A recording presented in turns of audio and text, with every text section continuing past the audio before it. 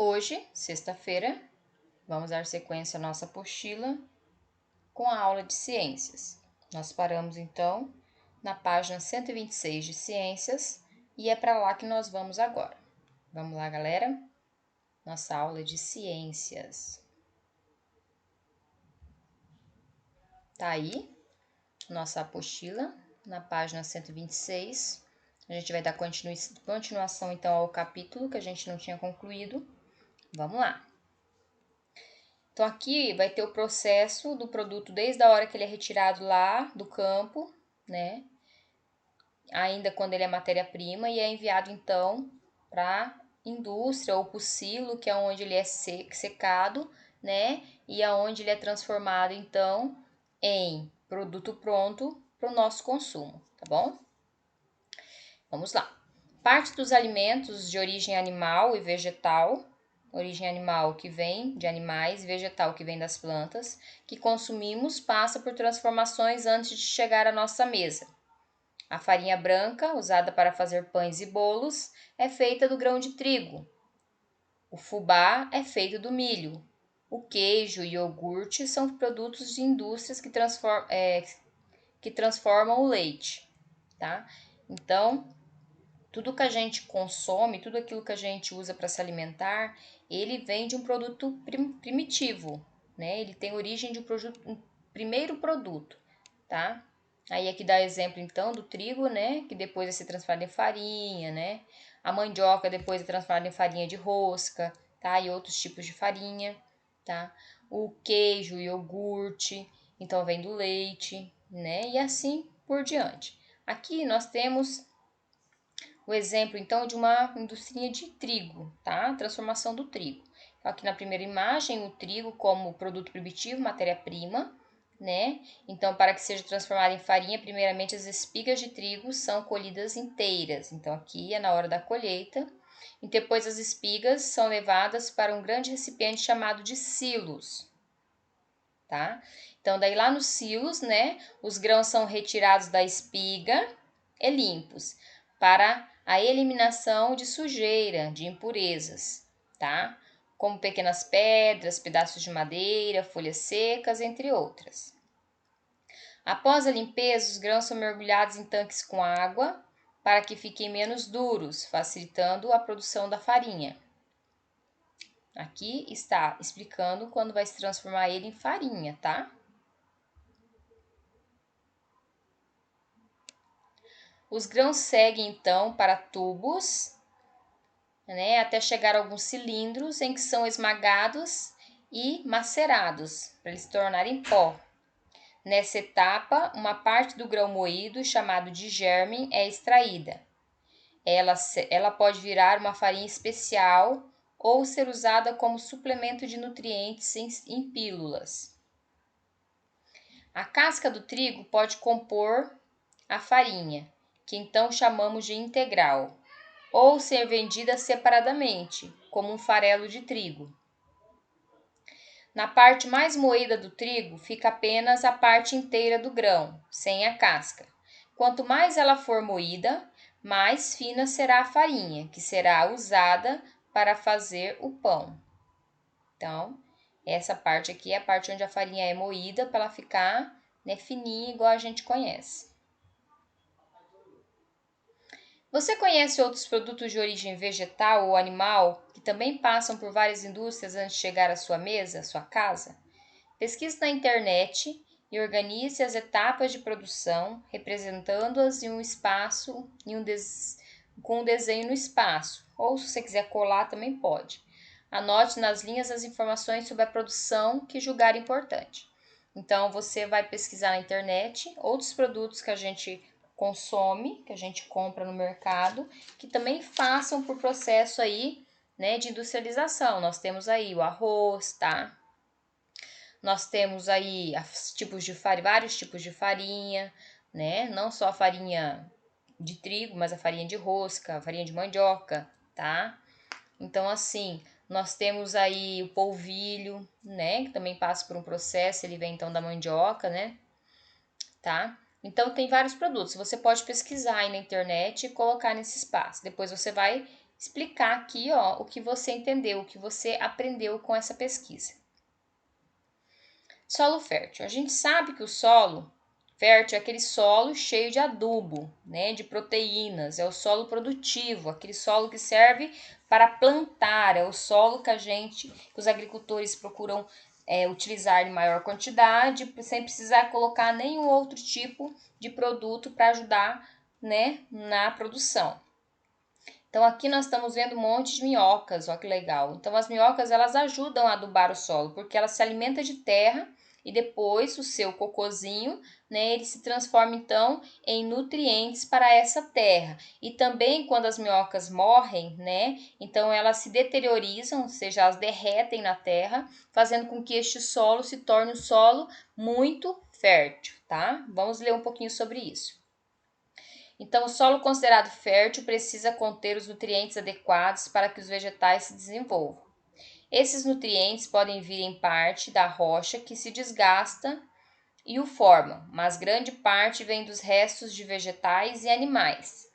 Um dos seres mais importantes para a fertilidade do solo são as minhocas.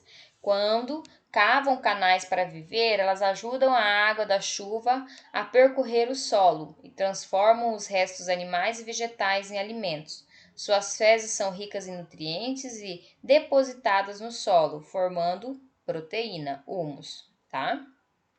Por isso que o solo fértil ele é chamado de humífero, né? Por causa que a proteína que é gerada através das características animais e vegetais que se dissolvem no solo recebe o nome de humus. Aí nós temos aqui duas ilustrações, certo? A gente percebe que neste solo, né, não tem minhocas e é um solo mais seco. Neste solo, olha só, as minhocas lá formando canais para onde a água vai entrar. E este solo, então, é um solo fértil, ó, temos plantas, certo? Letra A. O que é possível concluir com os colegas e a professora? Formule sua resposta. Que um solo, né, ele não tem presença de minhocas, nem canais que são feitos por essas minhocas, e por isso ele é infértil, ele não tem matéria orgânica. Já o outro solo, ele é cheio de minhocas, tem muita matéria orgânica, cheio de canais por onde a água pode passar, e por isso ele é considerado um solo fértil. Que outros seres podemos encontrar no solo, além das minhocas? Então, a gente pode encontrar aí formigas, plantas, cupins, besouros, né? Entre outros animaizinhos aí. Adubação. Agricultores usam a prática da adubação para enriquecer o solo com nutrientes, que favorecem o crescimento e o desenvolvimento das plantas. A adubação sempre deve ser feita após um estudo do solo e da necessidade de nutrientes das plantas. Então, hoje, quando o agricultor vai plantar, ele faz uma análise do solo. Através dessa análise, né, aí ele consegue, através do engenheiro agrônomo, né, que é o profissional que mexe com isso, então daí ele consegue saber se o solo dele é fértil ou se está faltando proteína. Se tiver faltando, ele vai fazer o quê? Ele vai adubar esse solo, ele vai calcarear esse solo para tirar a acidez do solo. Então, ele vai trabalhar este solo para que este solo que era infértil se torne fértil, tá? Para que ele não perca, então, o seu plantio. Então, a adubação sempre deve ser feita após o estudo do solo e da necessidade de nutrientes das plantas. O espaço com o plantio de diversos tipos de planta demanda menos adubo do que os locais onde se planta um único tipo. Quando se planta, né, um único tipo a gente chama de plantation, tá? Já quase não é tão usado hoje, né? Hoje, então, ó, a gente percebe na primeira imagem, ó, todos a mesma planta. Ó.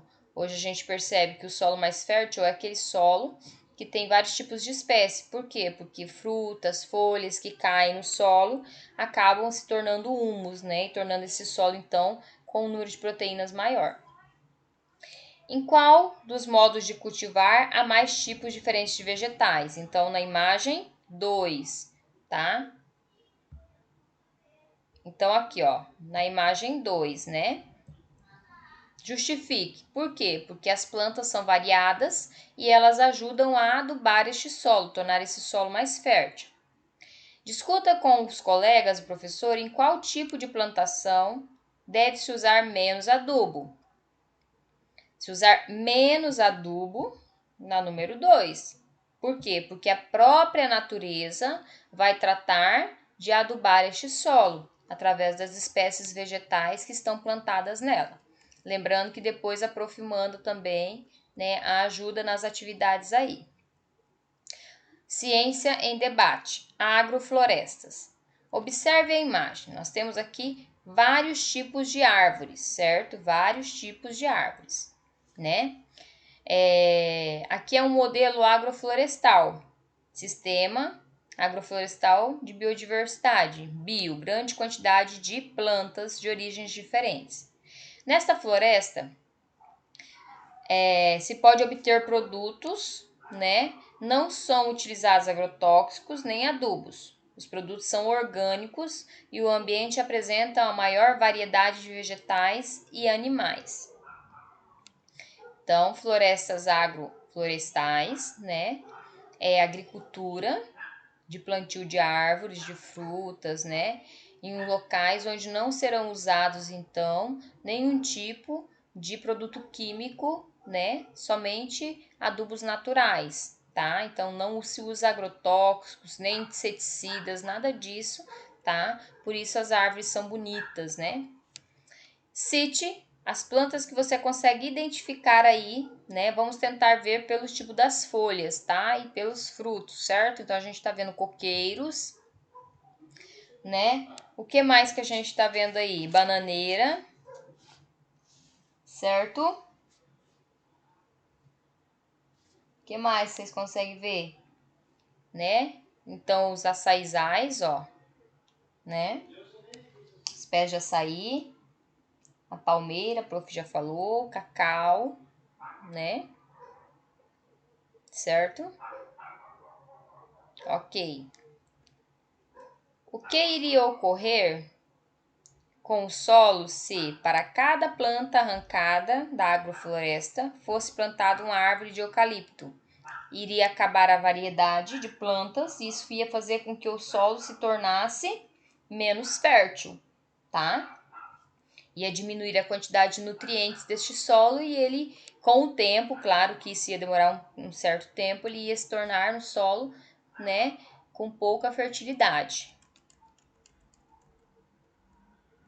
Hora de organizar. Com a ajuda do professor, complete as lacunas abaixo. Tá, vamos lá então, vamos completar essas lacunas aí. Produtos são que têm origem em plantas, então é produtos vegetais.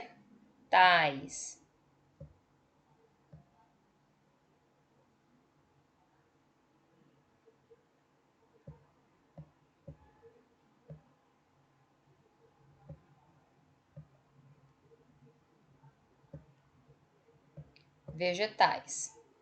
O iogurte é um exemplo de produto de origem animal, pois é feito de que é feito o iogurte? Leite. E vem da vaca, então a origem dele é animal. Né? Deixa eu colocar um pontinho em cima de si aqui. Ok. Os são grandes estruturas que armazenam os grãos de trigo. Qual é aquele lugar lá que serve para tirar as cascas dos grãos de trigo? São os silos, né?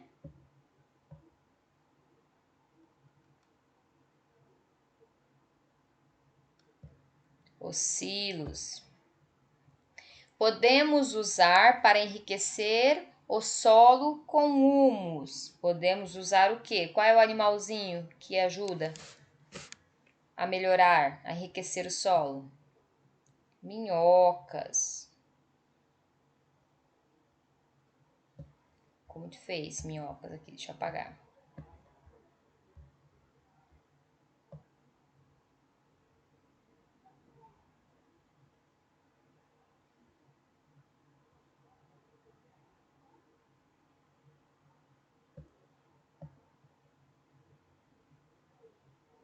Minhocas.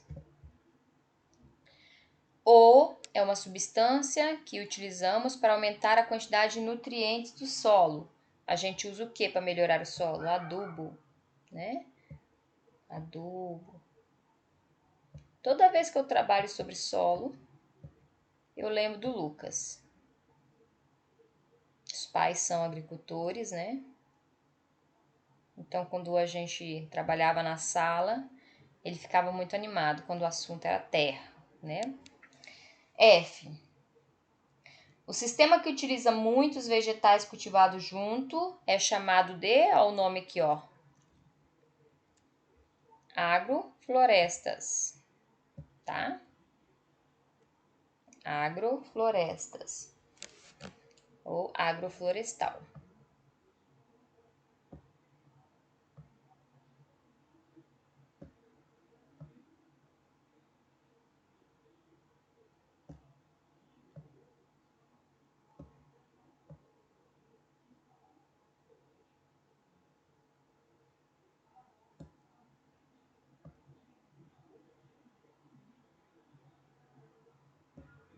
Agroflorestal. Agora é simples, agora você vai pegar a letra A, vegetais, você vai escrever aqui, vegetais, tá? Cada letra você vai escrever a resposta daquela letra, tá?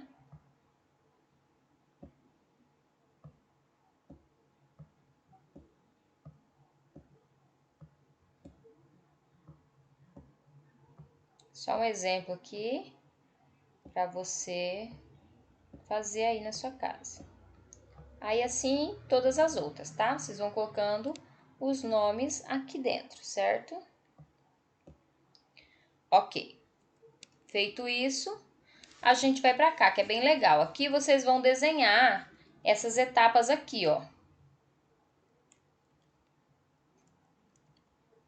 Tá vendo? As etapas da indústria. Então, vocês vão fazer os desenhos nessa atividade aqui. Ó, o milho é colhido, então você vai desenhar o milho. Os grãos vão para os armazéns de silos para secar. Vocês vão desenhar a imagem 2. Os grãos de milho são descascados pelas esteiras, aquela parte da esteira. O milho é moído, cilindros, né? Aí passa pelas peneiras, daí o fubá é selecionado e embalado, que é quando ele já tá bem fininho, tá bom? Então, vocês vão fazer os desenhos. Então, agora a gente vai falar um pouquinho sobre adubos e agrotóxicos. Então, os adubos químicos, né, que são produzidos em indústria, tá? Não são os orgânicos é aquele feito pela própria natureza, né, produzidos com elementos da natureza. Esse não, esse aqui é feito em laboratório, tá? Então, são produzidos em indústrias a partir de substâncias químicas e não de produtos naturais, sendo muito usados por grandes plantações. Os adubos orgânicos são aqueles feitos de restos de animais ou vegetais, tá? Então, ó, o adubo químico são produzidos nas indústrias e não são produtos naturais. Os adubos orgânicos são aqueles feitos de restos de animais e vegetais, tá? Então, eles são naturais, certo? Os mais comuns são esterco de vaca e produtos de compostagem, que é uma mistura feita e daí ela fica debaixo de uma lona, né, para poder dissolver, para poder fermentar. Depois é tirada, é feita outras misturas, então ela é feita com produtos orgânicos, naturais. Eles são muito utilizados em pequenas hortas e jardins. Aí, para grandes plantações, são usados os adubos químicos. Pequenas plantações, os adubos orgânicos. Tá? Aqui ó, a gente tem a imagem, adubo químico, que é lançado então com máquinas, né, próprias para isso. E aqui, né, nós temos o adubo orgânico que é feito então para hortas, né, quando a gente vai plantar em casa, um pequeno canteiro, tá? Além dos adubos químicos ou substâncias, outras substâncias podem ser usadas, como os inseticidas, tá? Que são aqueles produtos que matam então os insetos, os bichinhos, né, que querem comer os grãos. Os herbicidas, que são as substâncias que matam as ervas daninhas, né, que crescem no meio, né, da produção. E as substâncias químicas, utilizados na plantação recebem o nome de agrotóxico. Então, tanto os inseticidas quanto os herbicidas, no final o nome deles são agrotóxicos, só muda a função. Um é para matar insetos e outro para matar então as ervas que nascem no meio, né, das plantações. É importante evitar o grande número do agrotóxico. Ele é usado em excesso, né, o uso em excesso, pois pode afetar o equilíbrio do meio ambiente, causando a morte de outras espécies não nocivas à plantação. Alguns tipos de passarinho, né, que acabam se alimentando aí das sementinhas, tá? Ou também quando chove, então esse agrotóxico acaba escorrendo para a água dos rios, contaminando a água dos rios, né? Ele pode também causar danos à saúde se a gente não lavar bem os alimentos antes de consumir, certo? Observe o gráfico com auxílio do professor. O gráfico mostra, então, uma certa quantidade de unidades de cada alimento analisado.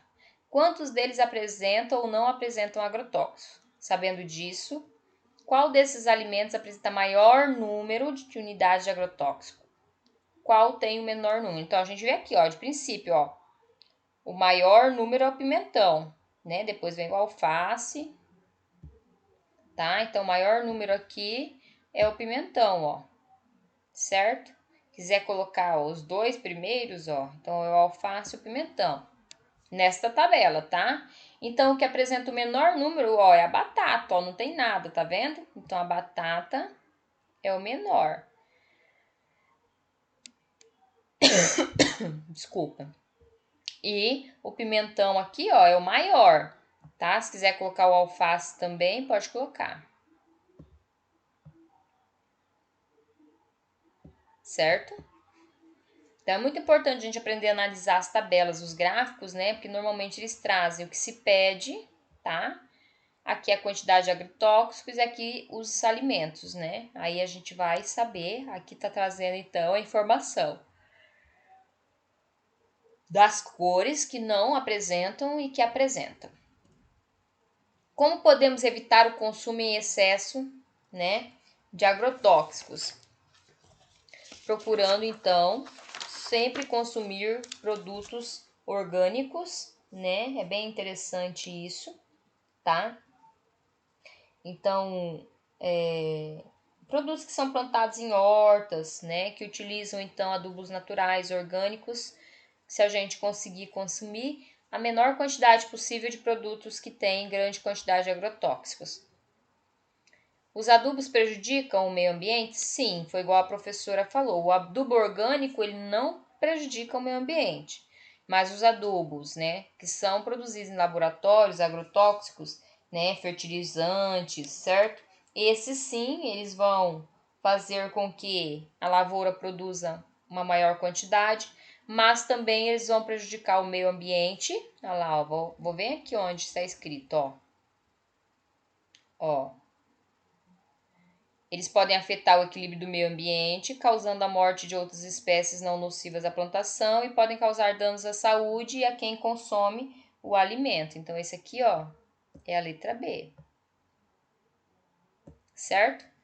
Então, é importante que a gente tenha um entendimento entre a quantidade a ser consumida, né?